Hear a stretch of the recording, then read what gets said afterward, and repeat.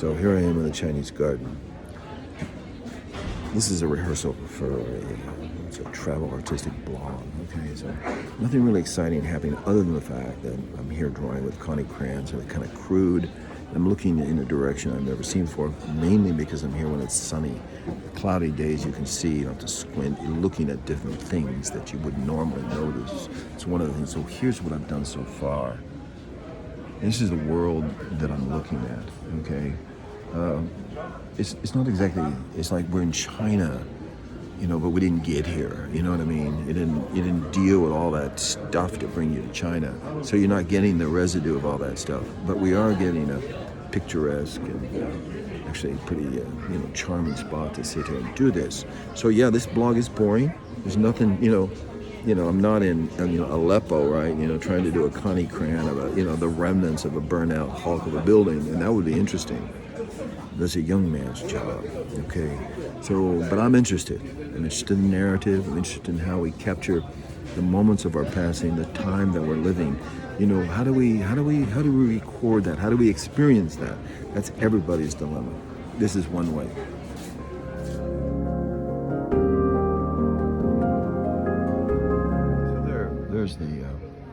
There's the dance partner right there, that beautiful bridge, but what to do, how to play it. I want to play this one really light and lyrical. So my lines are becoming very, very light and lyrical. Don't get overwhelmed by the detail. Don't even get overwhelmed by the trying to make it graphic interplay. Don't get trapped so early on in the process. Lighten it up. Feel this thing. Look at it as a whole. Okay? And feel the actual visceral, sensual delight of feeling visuality. It actually comes into your body. It actually enters in. I hate to even use, too strong a terminology for the sensation, but it's very real. And there you kind of see in just seconds the outline of this composition that's right here. What to do with it, how to play it out. You see I've advanced the drawing. But and it retains just a delight of line. It's the musicality. I feel the sensation of this, as though everything around me were alive. That the chattering of people, visitors walking, and the stones themselves are sort of tingling with sound.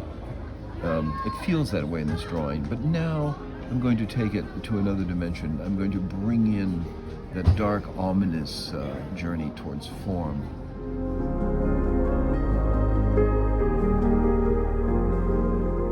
Arrived at a Buddhist cemetery, and I'm gonna try to draw it. I'm gonna try to draw out what's in those stones. This is the monuments of consciousness, and the idea is that they perpetually release themselves. I'm gonna try to tap into that with a pencil.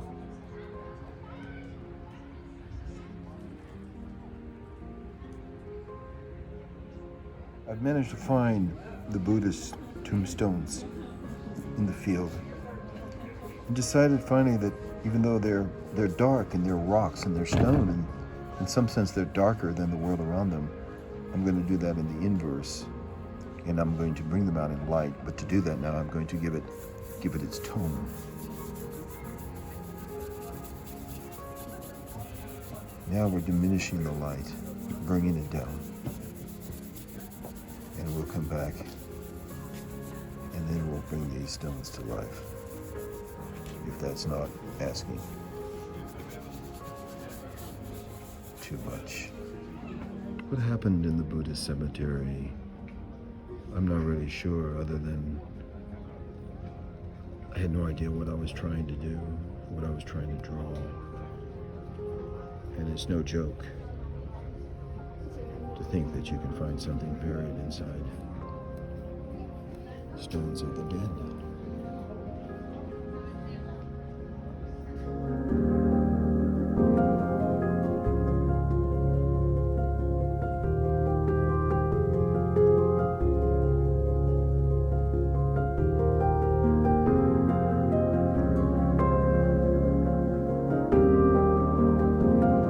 So now I'm leaving the Chinese garden, and there's some reflection about time. This idea of ancient, this idea of wisdom is some extraordinary myth in the most truthful sense. And I wonder when I leave whether I'll have wisdom in attendance, or whether I tried by my own means to acquire this. I might find myself wanting. A cowardly exit is the exit without wisdom.